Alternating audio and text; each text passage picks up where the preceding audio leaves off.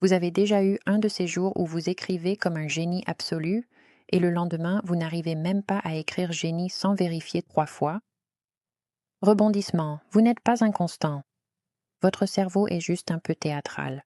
Tout ça, c'est à cause de ce qu'on appelle votre chronotype, qui est une façon chic de dire que votre horloge interne mène la danse et elle se fiche complètement de vos projets. Il y a 3 types principaux.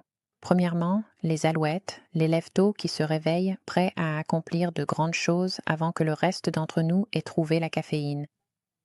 Deuxièmement, les oiseaux du milieu, la foule du milieu de journée qui atteint son pic à des heures tout à fait raisonnables. Et troisièmement, les loups, les noctambules, dont le cerveau ne s'active pleinement que lorsque le soleil se couche et que tout le monde est déjà fatigué.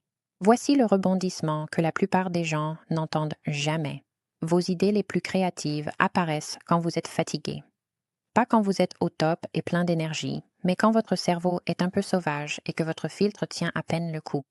C'est là que votre imagination vagabonde, fait des liens étranges et vous offre vos meilleurs rebondissements. Et les loups? Ils sont souvent plus créatifs et meilleurs pour résoudre les problèmes, mais la société les force à vivre au rythme des lève-tôt. C'est comme programmer un marathon pour un paresseux à l'aube. Ce n'est pas un problème de performance, c'est un problème de timing. Alors, que faire de tout ça? Premièrement, gardez votre travail analytique et de haute concentration pour vos heures de pointe.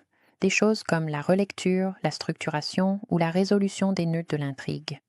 Deuxièmement, utilisez vos fenêtres de faible énergie pour le travail créatif. La rédaction, le brainstorming, la création d'univers.